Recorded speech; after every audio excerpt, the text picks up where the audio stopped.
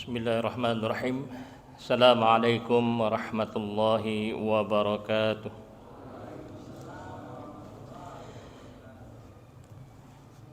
Innal hamdalillah nahmaduhu wa nasta'inuhu wa nastaghfiruh wa na'udzu billahi min shururi anfusina wa min sayyiati a'malina. May yahdihillahu fala mudilla lahu wa may yudlil fala hadiyalah. Wa ashhadu an la ilaha illallah wahdahu la syarika lah wa ashhadu anna Muhammadan abduhu wa rasuluh sallallahu alaihi wa ala alihi wa sahbihi ajmain, amma ba'd.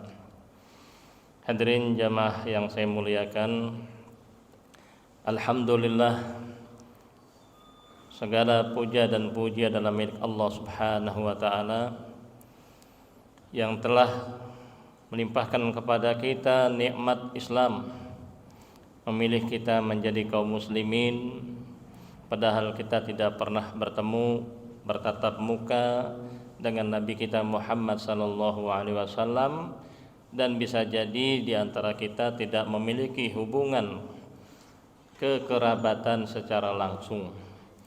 Namun itu menunjukkan bahwasanya rahmat dan karunia Allah berikan kepada siapa yang Dia kehendaki, sedangkan kesesatan atau hukuman atau siksa Allah timpakan juga kepada siapa yang dikehendaki. Kita memohon kepada Allah Subhanahu wa taala agar Allah senantiasa menghidupkan kita semua di atas sunnah Nabi Muhammad sallallahu alaihi wasallam, mewafatkan kita di dalam agamanya, dan menganugerahkan kepada kita semua nikmat kubur dan keselamatan saat kita dibangkitkan pada hari kiamat kelak. Dan tentunya kita juga meminta kepada Allah agar kita termasuk hamba-hamba yang dipilih untuk masuk ke dalam surganya bersama Nabi kita Nabi Muhammad sallallahu alaihi wasallam. Hadirin rahimakumullah, mari kita lanjutkan pembahasan tauhid yang merupakan hak Allah Subhanahu wa taala atas hamba-hambanya. Wali Ahmad bisanadin jayyid, dan dikeluarkan oleh Imam Ahmad rahimahullahu taala di dalam musnadnya bisanadin jayyid, dengan sanad yang baik, an Ibnu Mas'ud radhiyallahu taala anhu, dari Abdullah bin Mas'ud, semoga Allah meridhoinya, anin Nabi sallallahu alaihi wasallam, dari Nabi sallallahu alaihi wasallam, beliau mengatakan, inna min syirarin nasi man tudrikuhumus sa'atu wa hum ahya'un walladzina yattakhidhunal qubura masajid. Sesungguhnya di antara sejahat-jahat atau sejelek-jeleknya orang, sejelek-jeleknya manusia adalah orang yang mendapati datangnya hari kiamat sedangkan dia masih hidup, dan orang-orang yang termasuk sejelek-jeleknya orang tadi adalah dan orang-orang yang menjadikan kuburan-kuburan sebagai masjid, sebagai tempat untuk ibadah. Hadirin rahimakumullah,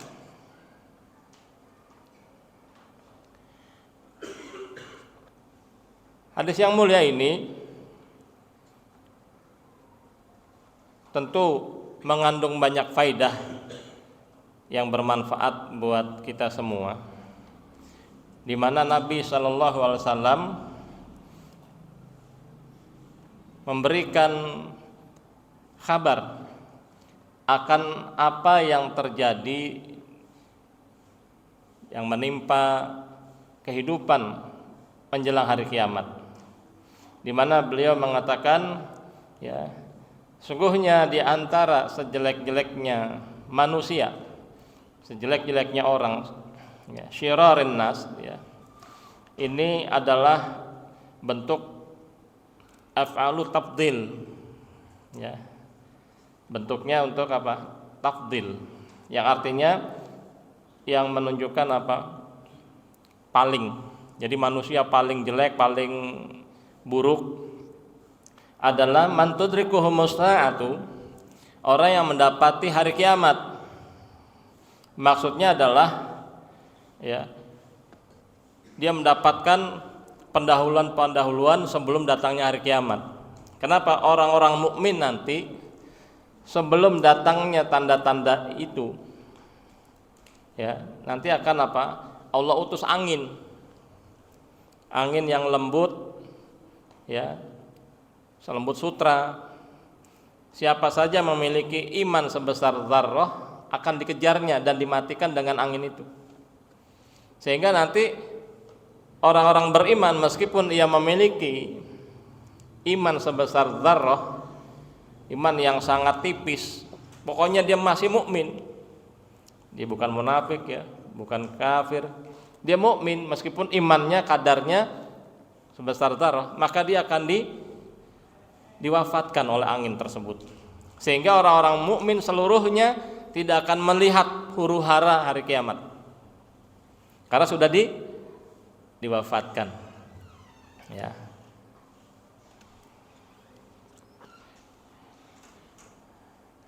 Kemudian maksud daripada yatakhiduna al-qubura masajid, maksudnya adalah bisolah indaha wa ilaiha, yaitu sholat di dekat kuburan atau menghadap ke kuburan. Lain halnya misalnya di seberang misalnya Masjid Al-Bukhari ini ada kuburan, dipisahin oleh tembok, ya. Meskipun kalau secara kasat itu ada di depan masjid, tapi karena ditutup tembok, ya, dan kuburan itu tidak masuk tanah masjid, maka pendapat yang bisa dipegangi hukumnya boleh, ya, hukumnya boleh. Namun jika kuburan dipindahkan agar tidak menjadi fitnah bagi orang-orang yang sholat, karena bisa saja nanti, ya, setan akan membisik-bisikan, tuh di dalam kuburan sonono, makam sonono depan masjid kita ini ada orang yang memiliki kedudukan yang mulia di sisi Allah menurut anggapan mereka. Akhirnya setan membisikkan, lu orang banyak dosa, jangan minta langsung sama Allah, coba minta apa? Minta yang bersangkutan tuh jadi calo untuk menyampaikan maksud Anda. Yang penting kan berdoa kepada Allah, cuman lewat dia, gitu. Nah, padahal Allah memerintahkan kita untuk ud'uni, berdoalah kalian kepadaku. Boleh nggak berdoa dengan perantara? Nah, kalau kita perhatikan penjelasan para ahli ilmu, kita boleh berdoa dengan menggunakan perantara sebagai berikut. Yang pertama, menggunakan nama dan sifat Allah yang maha mulia. Contohnya kita mengatakan ya hayyu ya qayyumu birahmatika astaghitsu. Wahai Allah yang maha hidup, yang mengurus seluruh makhluknya tanpa ada rasa lelah, tanpa ada rasa kantuk, ya, tanpa bantuan siapapun, ya, karena Allah maha berkuasa atas segala sesuatu. Allah mengurus makhluknya terus menerus tanpa ada rasa lelah, tidak ada liburnya, senantiasa dalam kesibukan. Dengan rahmatmu ya Allah, aku mohon pertolongan. Nah, ini boleh.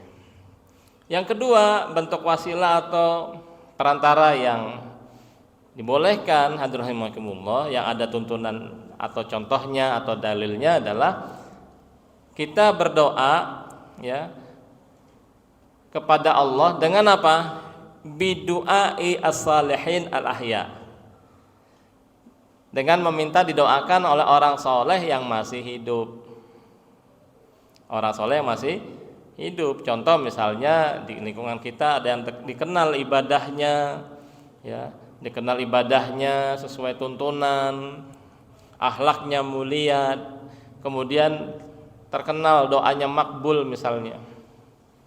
Ya, lalu kita datang kepadanya, Pak atau Pak Ustadz atau Pak Kiai, saya lagi ada masalah ini, banyak hutang atau masalah-masalah hidup lainnya. Doakan saya. Lalu orang yang diminta mendoakan itu mengatakan, ya Allah, ampuni dosa si fulan, hilangkan kesulitannya, jadikan dia orang yang bahagia. Lalu kita aminkan. Nah, ini namanya minta didoakan oleh orang soleh yang masih hidup, dan itu banyak contohnya. Ya, banyak sekali Nabi SAW mendoakan sahabatnya, baik diminta maupun tidak. Contoh yang diminta misalnya, Ummu Sulaim datang kepada Rasulullah SAW. Ya, Ummu Sulaim siapa? Ada yang kenal Ummu Sulaim? Ibundanya Anas bin Malik. Ya. Ibundanya Anas bin Malik. Anas bin Malik itu adalah sahabat Rasulullah SAW, dan beliau juga adalah orang yang ya Allah muliakan dengan apa, membantu Rasulullah SAW. Ya. Nah, kata Ummu Sulaim, ya Rasulullah, berdoalah untuk Anas, pembantu kecilmu ini. Maka di antara doa dengan beraneka ragam lafadz, di antaranya adalah Nabi SAW mengatakan apa? Allahumma aktsir malah wa waladah. Ya Allah, perbanyaklah harta dan anaknya. Kemudian apa? Berkahi, panjangkan usianya, dan seterusnya. Nah, Allah Subhanahu wa taala kabulkan doa Rasulullah SAW. Anas bin Malik radhiyallahu taala anhu termasuk sahabat Nabi yang banyak hartanya, banyak anak cucunya, panjang usianya. Nah, itu apa? Nabi mendoakan Anas bin Malik setelah diminta. Ya, terkadang Nabi SAW mendoakan sahabatnya bukan karena diminta, tapi ketika Nabi SAW merasa gembira dengan sesuatu yang dilakukan sahabatnya. Misalnya ketika Nabi selesai ya menunaikan hajatnya, ada air yang disiapkan untuk beliau bersuci. Maka Nabi bertanya, siapa yang menyiapkan ini? Maka disebutkan yang menyiapkan adalah Abdullah bin Abbas radhiyallahu ta'ala anhu, atau yang biasa dikenal dengan Ibnu Abbas. Nah, setelah Nabi mendengar siapa yang menyiapkan air tersebut, maka Nabi mendoakan, Allahumma faqihhu fiddin wa alimhu ta'wil. Ya Allah, berikanlah kepahaman agama kepada Ibnu Abbas dan ajarilah ia tafsir. Allah kabulkan doa Nabi SAW. Ibnu Abbas termasuk sahabat yang faqih, ya, yang merupakan rujukan tafsir.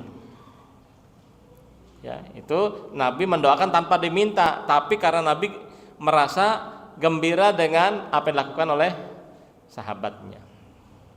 Kemudian terkadang Nabi SAW ya diminta oleh yang bersangkutan untuk mendoakan dirinya. Nah, ini juga banyak contohnya. Di antaranya istri beliau sendiri, Ummul Mukminin Aisyah radhiyallahu taala anha. Ketika Ummul Mukminin Aisyah radhiyallahu taala anha melihat Nabi sedang gembira, wajahnya cerah, pokoknya lagi ya jauh dari kegalauan dan kekalutan, maka Ummul Mukminin Aisyah radhiyallahu taala anha mengatakan, "Ya Rasulullah, berdoalah untukku, mohonkanlah kepada Allah kebaikan untukku." Maka Nabi sallallahu alaihi wasallam mengatakan, "Allahumma ighfir li Aisyata ma taqaddama min dhanbiha wa ma ta'akhkhara wa ma asarat wa ma a'lanat." Ya Allah, ampunilah dosa-dosa Aisyah yang dilakukan yang terdahulu maupun akan datang, yang dilakukan dengan sembunyi-sembunyi maupun terang-terangan, ya, atau yang semisal itu kalimatnya. Mendengar Nabi mendoakan dirinya dengan doa yang tadi saya sebutkan, maka Aisyah radhiyallahu taala anha menjatuhkan dirinya ke pangkuan Rasulullah Sallallahu Alaihi Wasallam sebagai bentuk apa? Kebahagiaan dan kegembiraan. Maka Rasulullah SAW bertanya, apa engkau gembira dengan doaku itu? Siapa yang tidak gembira dengan doamu ya Rasulullah? Apa kata Nabi SAW? Wallahi, demi Allah, itulah doa yang aku ucapkan, yang aku panjatkan untuk umatku dalam seluruh sholatku. Masya Allah, Nabi mendoakan untuk umatnya apa? Diampuni dosa-dosanya yang lalu dan akan datang, yang dilakukan dengan sembunyi-sembunyi maupun terang-terangan. Tapi ini bukan jadi dalil, kita udah doain Nabi, udah diampuni, udah bebas gitu ya. Tidak. Karena ada sebagian kalangan memahami ketika banyaknya makhluk-makhluk Allah ya, yang dikabarkan baik dalam Al-Quran maupun hadis memohonkan ampunan untuk orang-orang beriman, maka orang ini beranggapan, buat apa saya mohon ampun kepada Allah, buat apa saya istighfar, orang saya udah dimohonkan ampunan. Ini tentu kesimpulan yang keliru. Kenapa kesimpulan keliru? Karena Rasulullah SAW adalah orang yang sudah diampuni dosa-dosanya, tapi lihat bagaimana beliau memohon ampun kepada Allah. Terkadang mengucapkan Rabbighfirli wa tub alayya innaka antat ghafurul rahim misalnya ya. Bahwasanya apa? Rabbku, ya Rabbku, ampuni dosaku, terimalah taubatku, sesungguhnya Engkau Maha Pengampun lagi Maha Penyayang. Terkadang beliau mengucapkan Allahumma firli wa tub alayya innaka antat tawwabur rahim ketika waktu duha misalnya 100 kali. Apalagi kita yang banyak dosa, mesti banyak istighfar. Kata orang Batak bilang istighfar loh ya. Kalau nggak banyak istighfar, aduh, berarti kita merasa diri kita sempurna. Padahal kita sebagai manusia biasa, bukan nabi ya, bukan rasul, punya potensi salah. Salah di mata kita, salah di telinga kita, salah ucapan kita, salah tindak tanduk kita. Nah, kalau kita diberi taufik, kalau Allah Subhanahu wa taala memohon ampun kepadanya, berarti kita apa? Termasuk orang yang dikehendaki kebaikan. Nah, rahimakumullah, coba perhatikan ya. Aisyah radhiyallahu taala anha meminta didoakan. Nah, barangkali ya kita ketika nanti istri kita minta didoakan, kira-kira doanya apa itu? Ya, kita coba hafalkan doa Rasulullah SAW yang beliau ucapkan untuk Aisyah radhiyallahu taala anha. Sampaikan, kita doakan istri kita, ya Allah ampuni istriku, ya ampuni dosa istriku yang lalu dan akan datang, yang ia sembunyikan maupun ya rahasiakan. Yang namanya manusia, mungkin ketika sang istri masak capek-capek lalu menyediakan kepada kita, ternyata kita kurang maksimal penerimaannya. Ya, jangankan ngucapin jazakallahu khairan atau jazakillah khairan, semoga Allah membalas kamu kebaikan wahai istriku. Ya, senyum saja ngelihat masakan yang dimasakkan istri kita kadang-kadang tidak lepas. Nah, istri kan punya perasaan, udah masak capek-capek, kena minyak panas, pas diberikan kepada suaminya mingkem, mainin HP mulu ya. Ya, kan seharusnya kita belajarlah. Sebelum kita mungkin banyak berterima kasih kepada orang di sekitar kita, istri kita itu adalah orang yang paling lelah menghadapi kita. Ngantuk-ngantuk gimana pun disuruh masak apa? Mie, ya mau. Kecuali istri yang apa? Yang milenial barangkali ya, disuruh masakin mie diambil HP, atau datang di GoFood. Ya. Alhamdulillah sekarang ini banyak rumah tangga itu yang pada hemat gas. Istri jarang masak, kenapa? Karena online mulu. Ya. Oh, soal istri anak mah masya Allah, gas itu yang 3 kilo paling ya sebulan lah baru habis misalnya. Karena online mulu. Ya. Kata suaminya, iya gas hemat, dompet cekak nih. Nah, hadirahimahullah, mohon kan. Begitu juga dengan istri kita nih. Doakan suaminya, jangan doain yang buruk-buruk. Suaminya lagi sempit rezekinya, dihibur. Sabar bang, ini masih banyak barang yang bisa kita jual untuk menyambung hidup. Ini masih banyak barang untuk bertahan hidup. Dan jangan khawatir, semua rezeki sudah ditulis. Ya, terkadang Allah berikan dengan sesuai dengan apa yang kita minta, terkadang enggak disangka-sangka, kadang kita minta malah kayaknya menjauh. Karena Allah punya urusan. Nah, kalau kita punya istri kayak gitu, Masya Allah. Nah, yang repot, kita lagi sempit, istri malah bisikin, "Bang, tetangga tuh dulu miskin, dia datang ke orang pinter tuh, sekarang udah jadi bos, jadi sultan. Yuk kita ikut yuk sana yuk." Nah, karena itulah manusia itu ketika ia mendapatkan nikmat terkadang lupa bersyukur, ketika dalam kesempitan tidak pernah ragu berkeluh kesah. Paham gak tuh, Mbak? Ketika manusia umumnya diberikan nikmat, terkadang kurang pandai bersyukur. Tapi ketika diberikan kesempitan, enggak pernah ragu berkeluh kesah. Mana aja dia, waduh aneh begini, aneh begitu. Waktu punya duit, enggak pernah cerita tuh. Ya.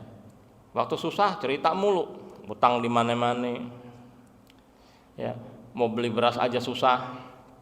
Cerita kemana? Statusnya isinya begitu. Ketika Allah kasih kemudahan, dia lupa bahwasanya ada orang-orang yang lain yang mengalami kesusahan seperti yang ia rasakan. Malah ngancem, "Wah, gua aja susah kagak ada nolongin, ngapa gua bantu dia?" Hadrahumullah. Kalau kita berpikir ke situ, kita menjadi manusia yang paling kikir. Tapi kalau kita berpikir bahwasanya ya, di balik potensi yang Allah berikan kepada kita, itu ada peluang menjadi amal soleh yang akan menyelamatkan kita di alam kubur maupun yaumul qiyamah, maka akan menjadi ringan ketika kita berbuat baik. Karena umumnya manusia nggak mau dibebani, nggak mau susah, pengennya mendapatkan yang diinginkan tanpa mengalami cobaan. Inginnya mendapatkan kesempurnaan, apa yang diinginkan tercapai tanpa hambatan. Namun kita semua adalah manusia yang punya kelemahan. Kita harus menyadari kita butuh bantuan dan pertolongan dari Allah Ar-Rahman. Nah, rahimakumullah, kembali kepada pembahasan kita. Al-mana al-ijmali lil hadis. Makna global dari hadis yang mulia ini, yukhbiru an-nabiy sallallahu alaihi wasallam amman taqumu as-saatu alaihim wa hum ahya. Tentang orang yang akan menghadapi terjadinya hari kiamat. Jadi orang-orang yang masih hidup ketika hari kiamat itu terjadi. Annahum syiraru annas. Mereka itulah manusia-manusia yang paling jelek, yang paling buruk. Kenapa? Karena nggak ada imannya udah. Karena orang yang beriman, walaupun dia sebesar zarrah imannya atau lebih kecil dari itu, selama dia masih memiliki iman, maka Allah akan mewafatkan dengan angin yang diutusnya. Ya tentunya Dajjal udah nggak ada, Ya'juj Ma'juj sudah nggak ada, ya. Kemudian rahimakumullah, wa minhum alladzina yusalluna 'indal kubur. Di antara mereka adalah orang-orang yang sholat di kuburan-kuburan, ya. Wa ilaiha, atau orang yang menghadap kuburan-kuburan. Wa yabnuna 'alaiha al-kibab. Mereka adalah orang-orang yang membangun kubah-kubah di kuburan-kuburan. Jadi kuburan dibangun kubah. Kayak gedung-gedung atau kayak tempat-tempat ibadah. Wa hadza tahdhirun li ummatihi an taf'ala ma kuburi nabiyihim wa salihihim mithla fi'li haula'il asyrar. Dan ini adalah peringatan. Jadi Nabi memberikan peringatan kepada umatnya, ya, yang berbuat semisal perbuatan orang-orang jelek tersebut terhadap para nabi dan orang-orang soleh mereka. Artinya Nabi Shallallahu Alaihi Wasallam dan agama Islam yang beliau ajarkan tidak pernah ada sedikit pun tuntunan untuk membangun tempat-tempat ibadah di kuburan-kuburan para nabi maupun kuburan orang-orang saleh. Maka Nabi memperingatkan ini, karena itu termasuk perilaku orang-orang yang sejelek-jeleknya manusia, seburuk-buruknya manusia.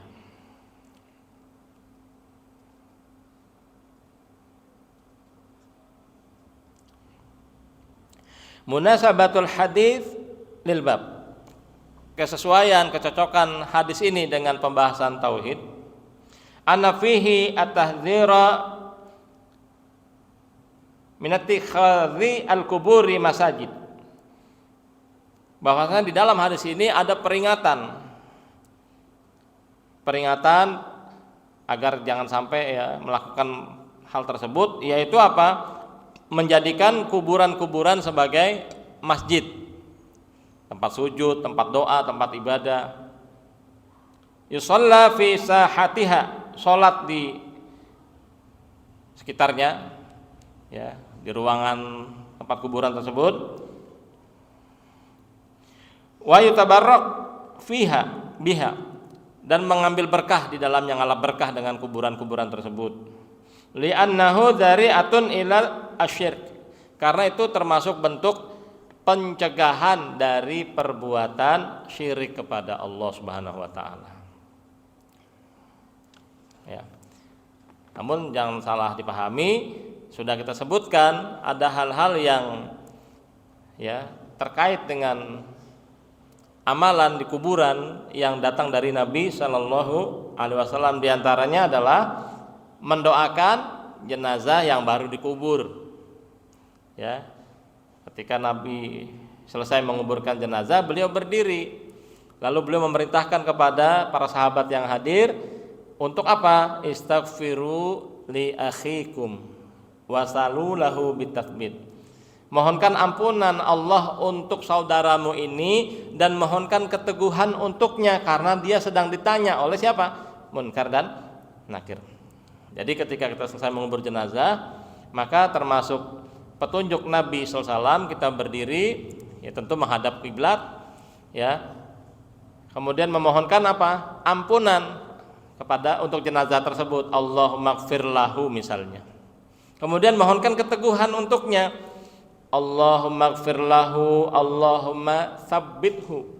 Ya Allah, ampunilah si fulan, dan ya Allah, teguhkan dia dalam menjawab pertanyaan yang diajukan oleh malaikat Munkar dan Nakir. Nah, kita semua ini insya Allah akan mengalami. Maka mumpung belum masuk liang kubur, kita persiapkan. Bukan persiapan contekannya, bukan. Karena orang yang bisa menjawab di alam kubur nanti itu orang yang dirahmati Allah. Orang yang dirahmati Allah berarti ketika di dunianya dia telah menempuh sebab-sebab supaya dirahmati. Misalnya nanti ada 3 pertanyaan, ya, dalam berbagai ungkapan yang berbeda dalam hadis-hadis itu. Pertanyaan Munkar Nakir itu tidak keluar dari 3. Pertama, man rabbuka, siapa Rabbmu? Siapa yang kita sembah di dunia? Kalau kita menyembah Allah dengan benar, maka kita akan mantap jawabnya. Rabbi Allah, Rabbku Allah. Allah tidak beranak, tidak diperanakan, Allah Maha Esa. Allah tidak meredoi disekutukan dalam ibadah. Kemudian ditanya lagi nanti, ya, madinuk, apa agamamu?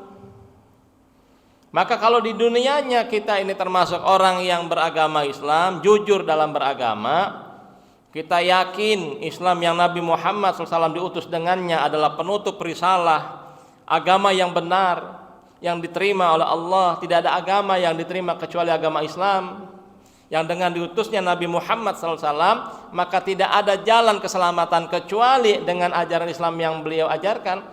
Maka dia akan dimudahkan menjawab.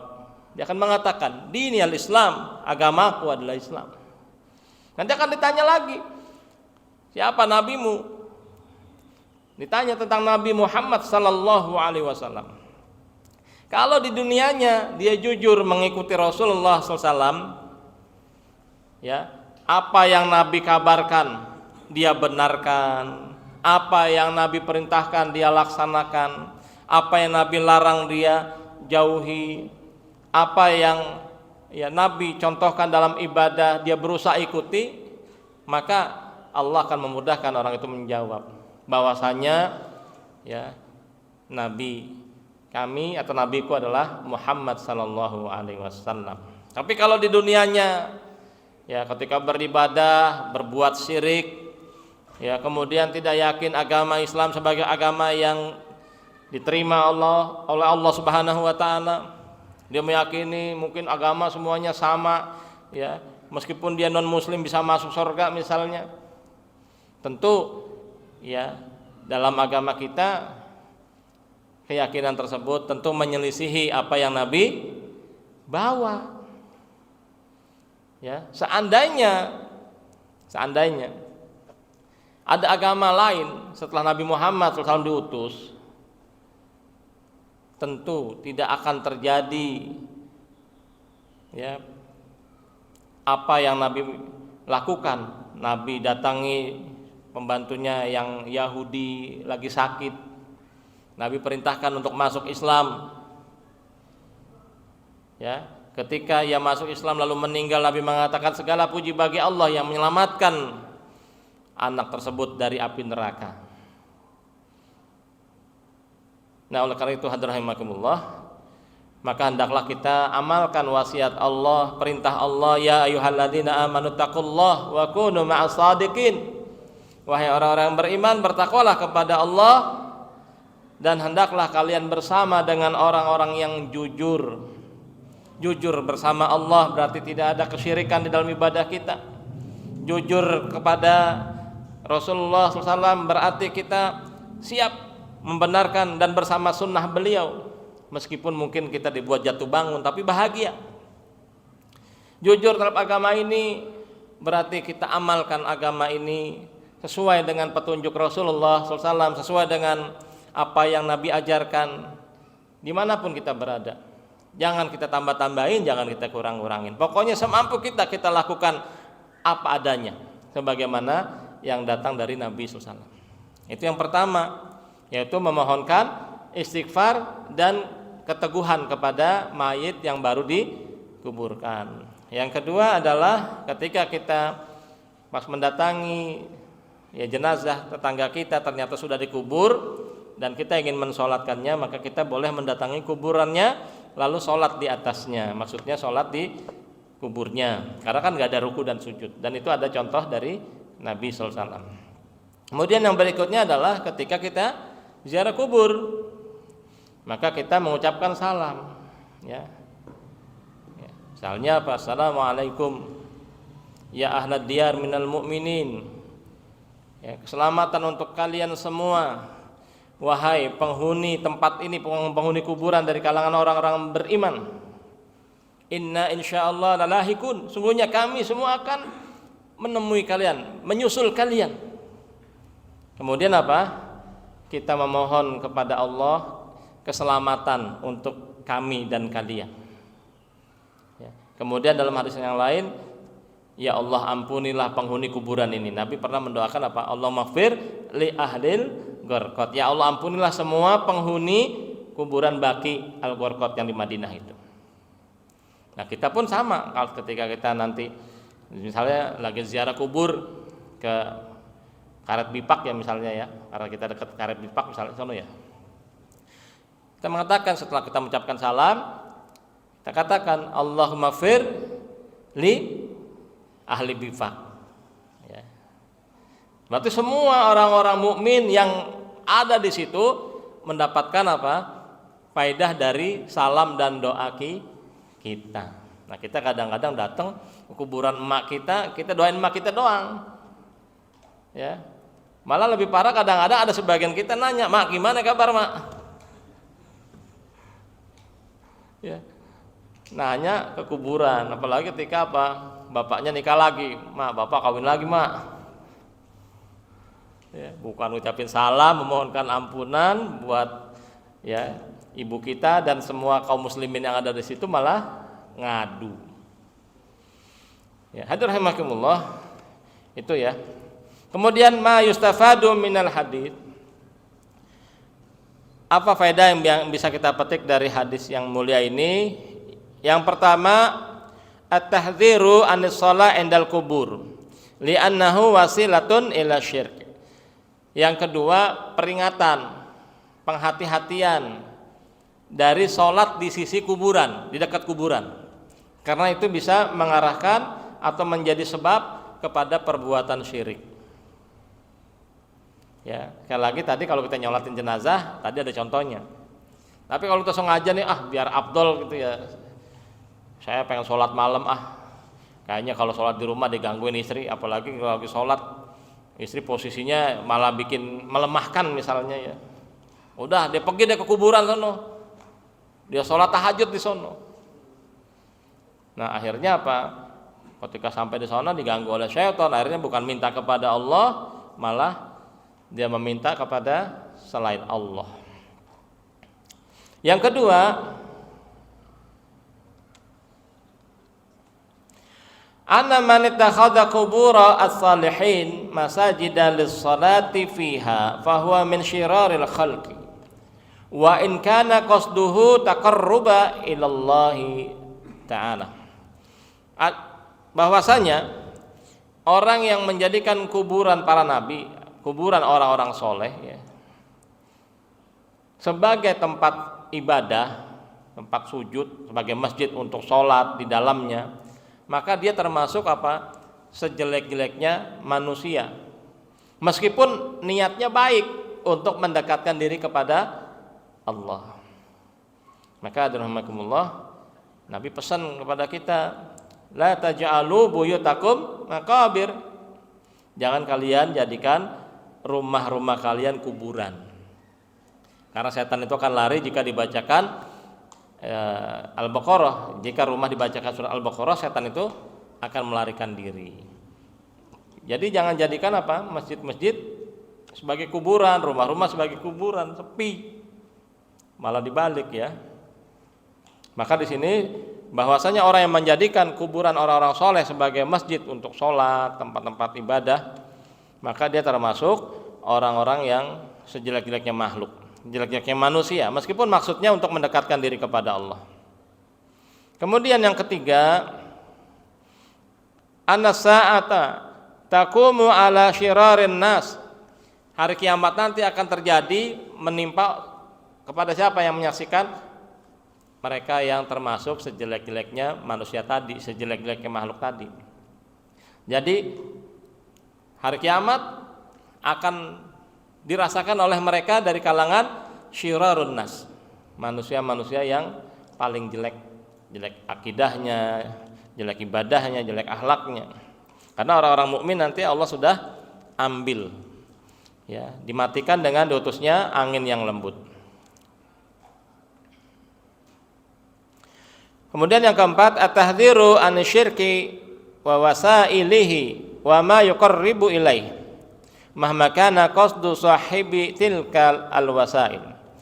Peringatan, penghati-hatian dari perbuatan syirik dan sarana-sarananya dan segala perkara yang mendekatkan orang kepada perbuatan syirik tersebut, meskipun bagaimanapun maksud baiknya orang yang melakukan perbuatan tersebut. Misalnya dia kan niatnya biar khusyuk, niatnya biar ini, namun itu semua termasuk yang dilarang kalau melakukannya sebagaimana yang disebutkan tadi.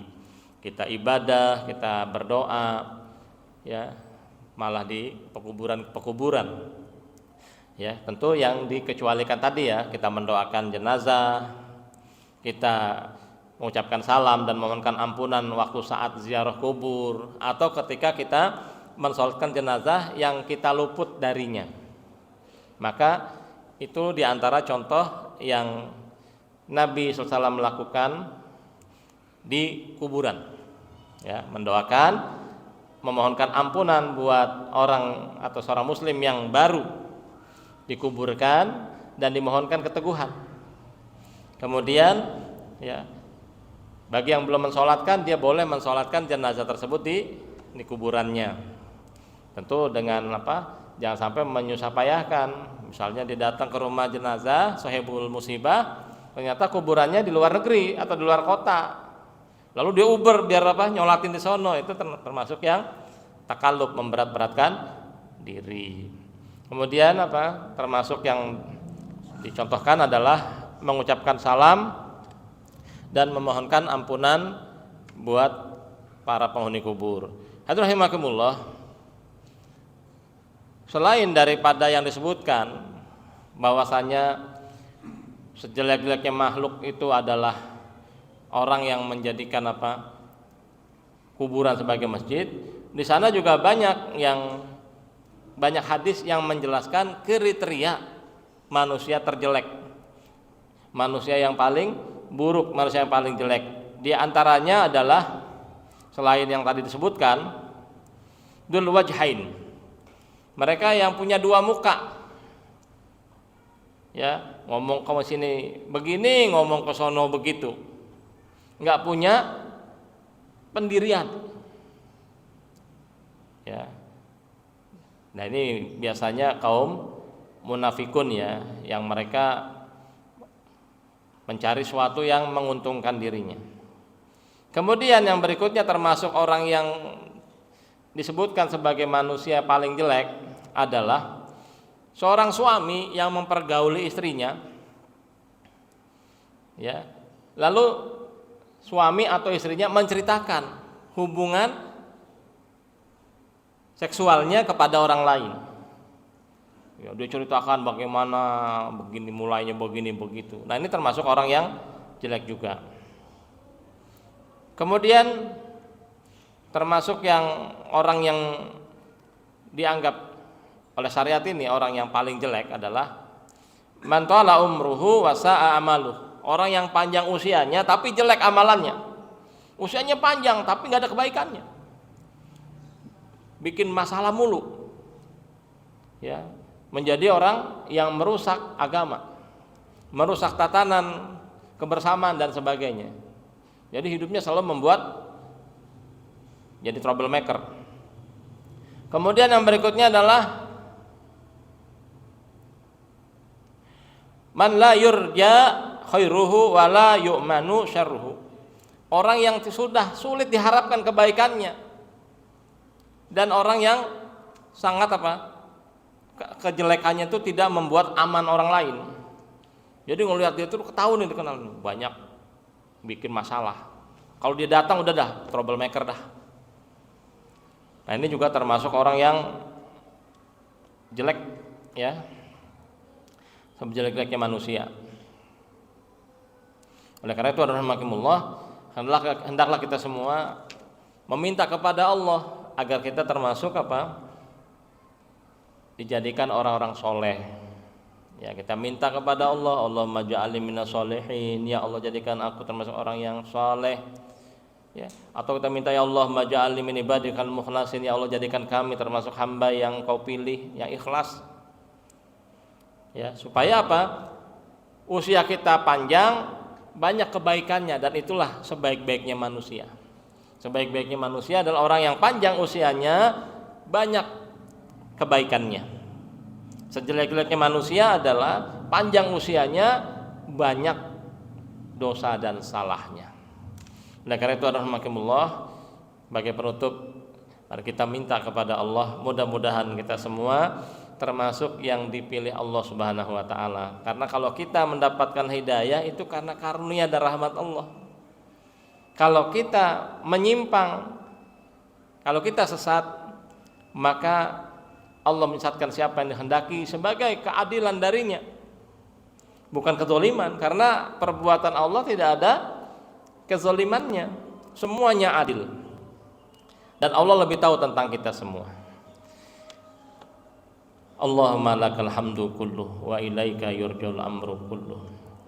Allahumma ahyina ala sunnati nabiyyina Muhammadin wa tawaffana ala millatih wa a'idna min mudillatil fitani. Ya Allah, hidupkanlah kami di atas sunnah Nabi kami Nabi Muhammad sallallahu alaihi wasallam.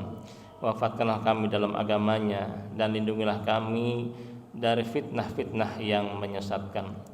Allahumma adkhilna jannatakal firdaus ma nabiyina Muhammadin bighairi hisabin wala adabin innaka ala kulli syai'in qadir wa innaka antal wahhab.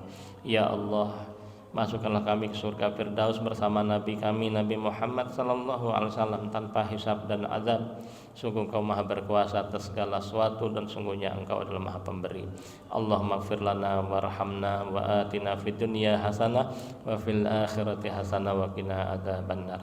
Ya Allah, ampunlah dosa dan kesalahan kami, rahmatilah kami dan anugerahkanlah kepada kami kebaikan di dunia dan kebaikan di akhirat, dan lindungilah kami semua ya Allah dari api neraka. Amin ya mujibah sa'ilin. Akhiru da'wana alhamdulillahirabbil alamin. Mohon maaf jika ada kata dan sikap yang tidak berkenan. Ini yang dapat sampaikan, dan pada akhirnya kita ucapkan, kita tutup subhanakallahumma bihamdik asyhadu an la ilaha illa anta astaghfiruka wa atubu ilaik. Assalamualaikum warahmatullahi wabarakatuh.